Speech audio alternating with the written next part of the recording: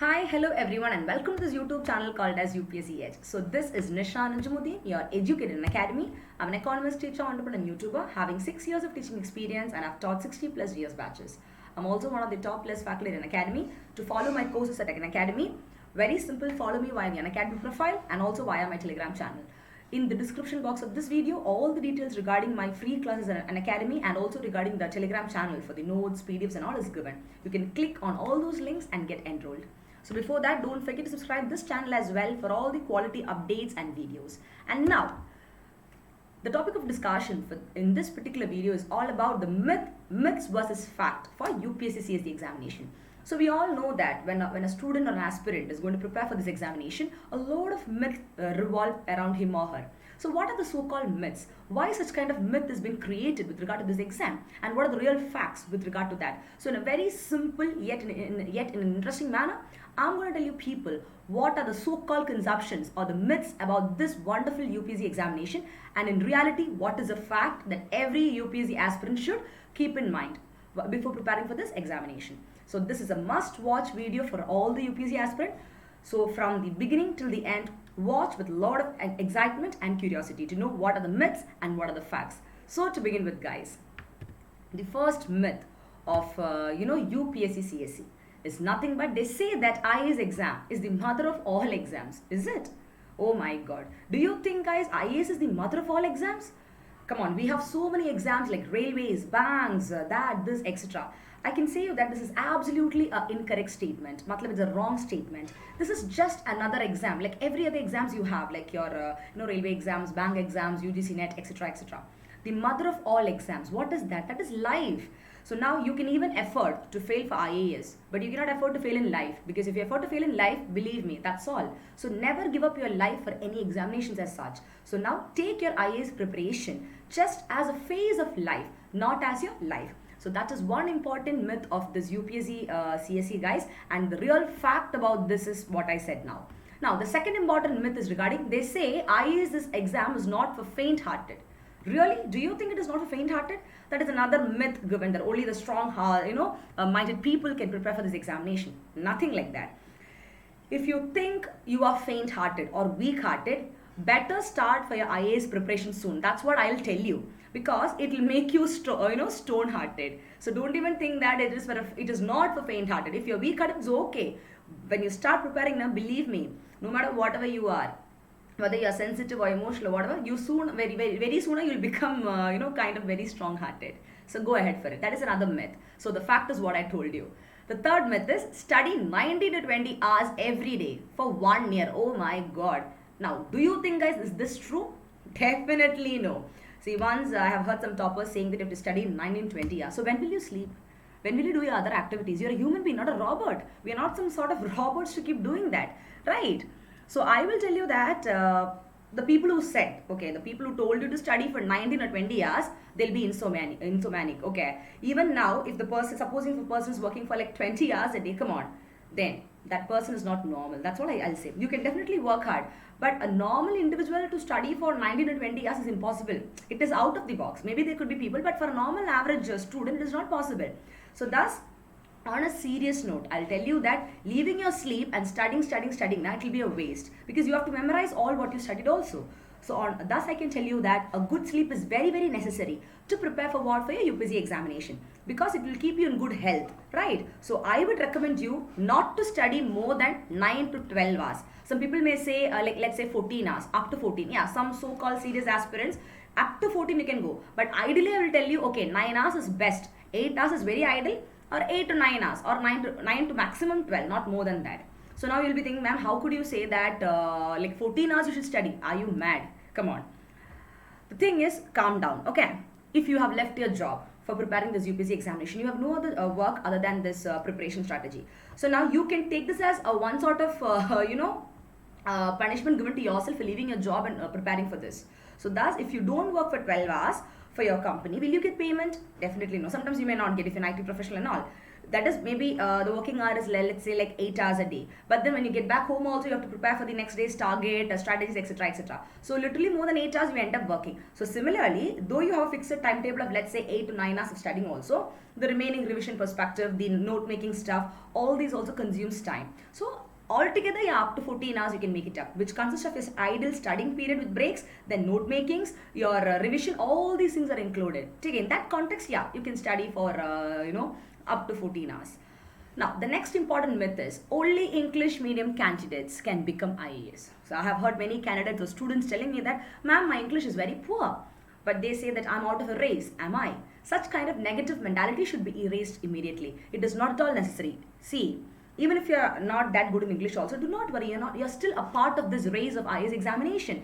Language is something that you need to understand. As long as the one who is hearing your message and the one who's talking, if they are able to communicate properly, that is enough. It is not necessary that you should be so fluent, but yeah, you should know English. It is not necessary that the English medium candidates only can clear the examination, nothing like that. Okay, because many examples have proven that even the students who are not from English medium, still they learned it. They made an effort of learning the language, at least to some extent, to communicate, and they've cleared the examination.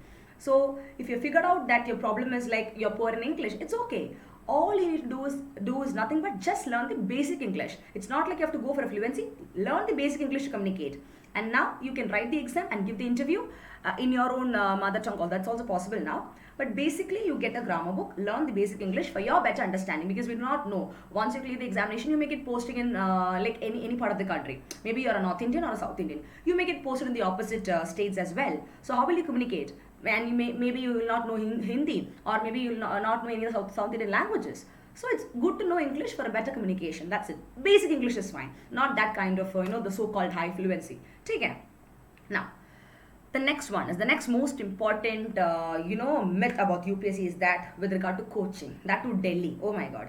It is said that you cannot clear the UPSC exam without attending coaching classes. So some people used to come and say, I am worried. I can't go to Delhi because of some personal reasons. They say it is a mecca for, IAS aspirants. Do you believe in that, guys? Definitely no. Okay. So for example, now it is Corona situation. Can you run and go to Delhi from, Kerala, Tamil Nadu or any other place and study? No. So now it is okay. These days, you can even study from home. There is something called a self-study. There are so many online platforms. Even I belong to an online platform called as Unacademy. You can even avail a lot of wonderful courses from there and you can study. Doesn't mean that only online, only via online you should prepare. Online, offline, both are there. It is up to your choices. That is only if you go and attend a class, you will clear the examination. There is nothing as such. It depends upon your mentality. Whether be it offline or online. There is something called a self-study that everyone should do. We go to schools, we go to colleges. Of course, we go there, we get the trainings and everything. Even I teach you online also. But now there is something called as homeworks, which we should do. That is the preparation strategy for ourselves to make sure that we are on the right path. So it all depends upon how much you are putting in effort. Though you are going to a coaching class also, it's not necessary that you should clear it. It depends upon the hard work you put in and the smart work strategy. That is the reality of this UPSC examinations, guys. Take care.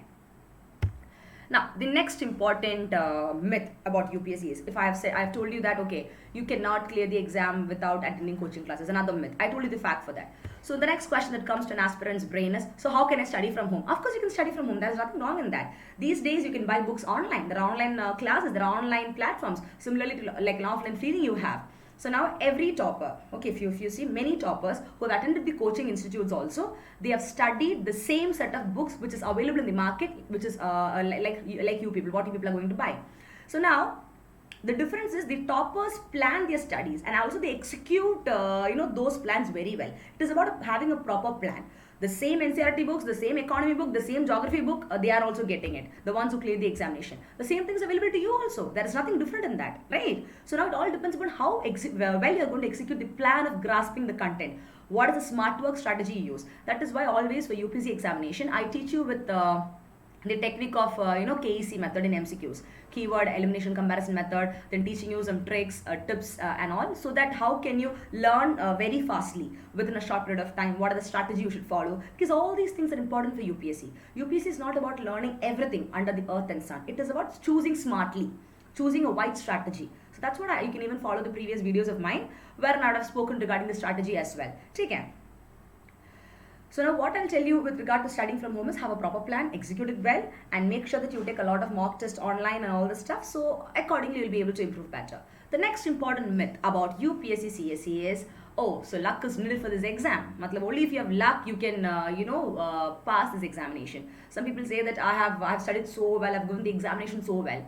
But for zero point 0.5 marks, I lost it, which means, I am unlucky. This is what the conception some people have. Come on, erase such kind of negativities. There is nothing that is impossible for you people. Maybe one time it happened.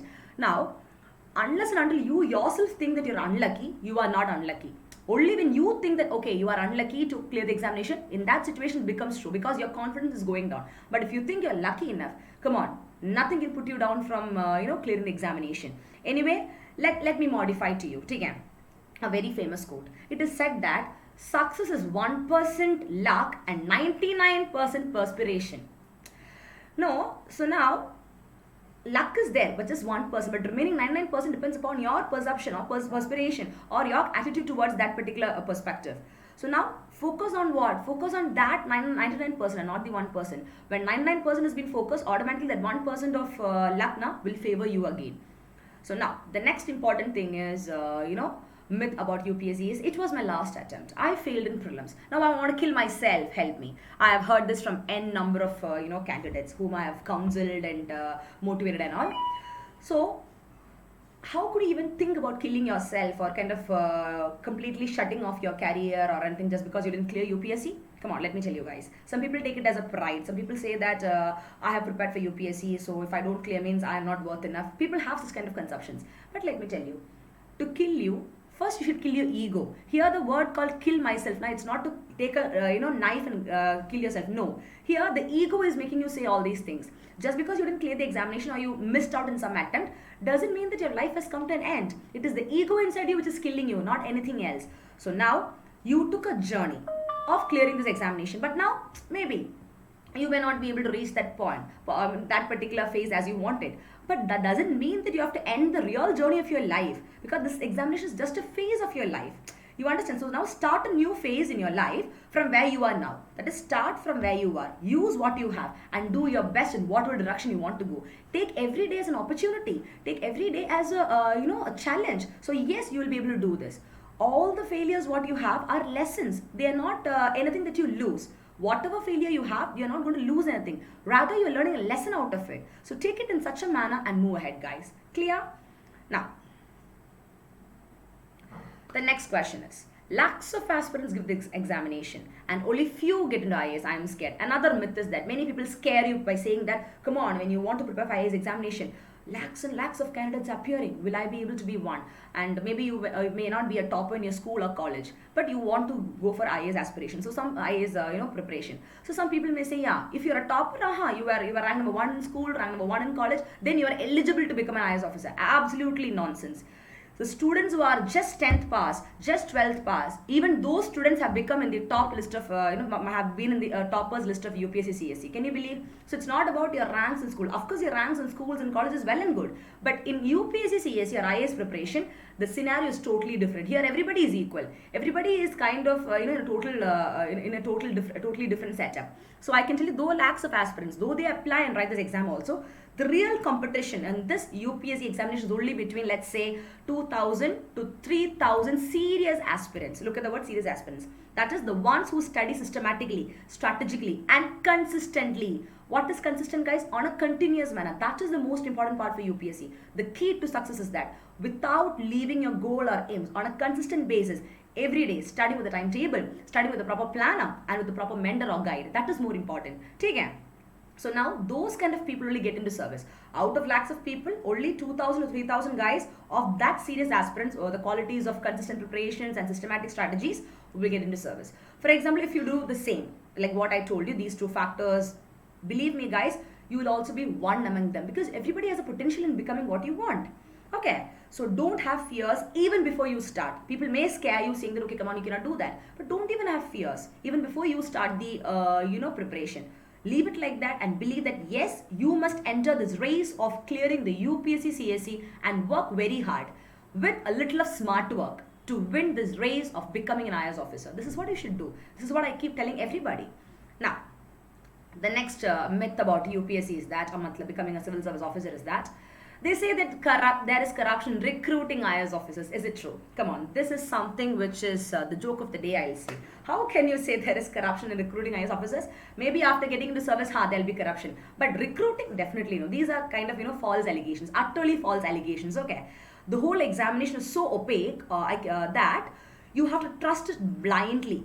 Seriously, nobody can leak the papers or nobody can do that. Maybe for the state PSCs also, there are situations where, the papers have been leaked, question papers, but not for UPSC. Take care. So thus, I can tell you there may be a lacunae in the way examination is held, or there may be a loophole in how a UPSC member is appointed.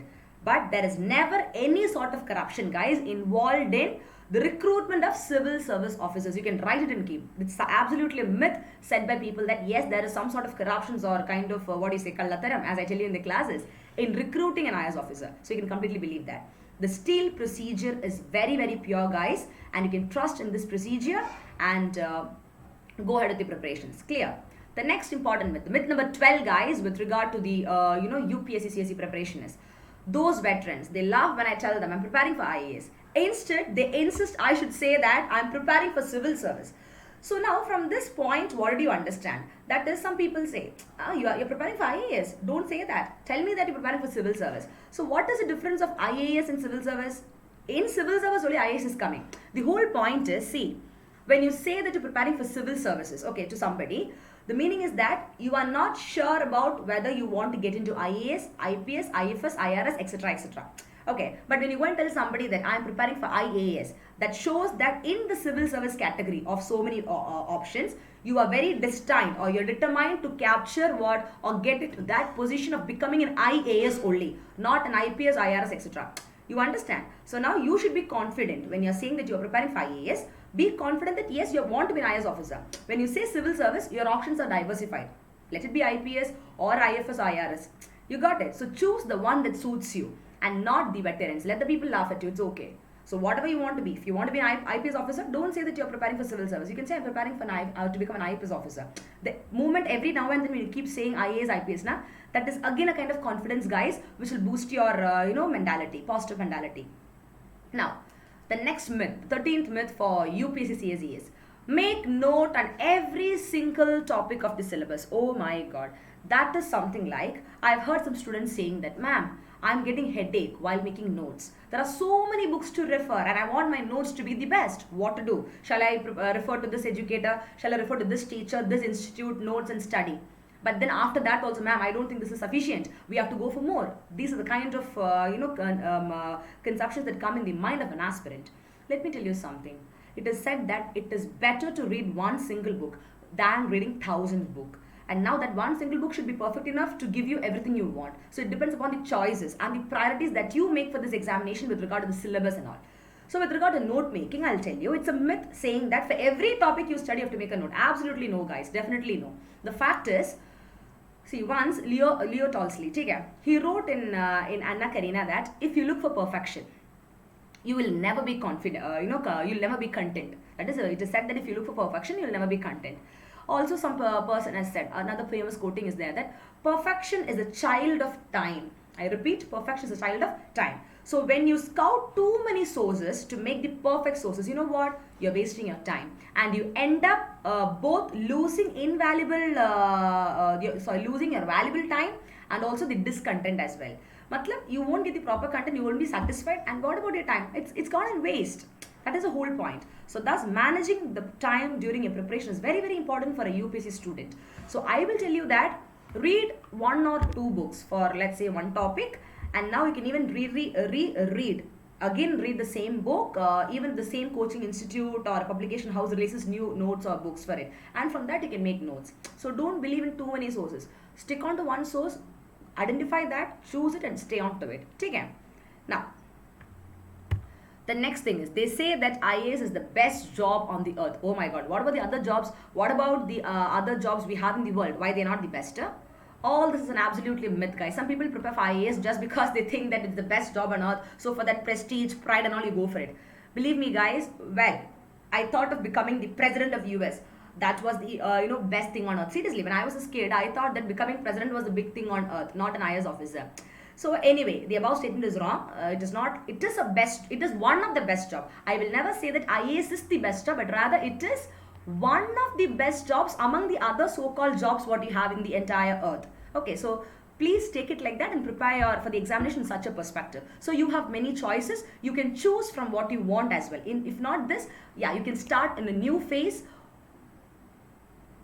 with some other job or some other field as well. Now, the next myth is that myth number 15th with regarding to UPSC is that at least in India it is the best job, right? That is the next myth. Oh my God. First people say that it is the best job, but let me correct you. It is one of the best job. Next people say, okay, at least in India it will be the best job. Yes, in India it is one. Again, I'll recorrect and say that yes, in India it is one of the best jobs, because if you want to make a positive impact on the society, okay, or you want to change the lives of thousands of poor people, the deprived people, or the weaker sections of society, it seems that you have to do something. So becoming an IAS officer will give you some sort of power, and you will be able to do a lot to this kind of deprived section that is there. So yeah, in that case, for bringing some sort of social change in society, this could be one of the best jobs for our country. In that perspective, you can take it in a positive way. Okay.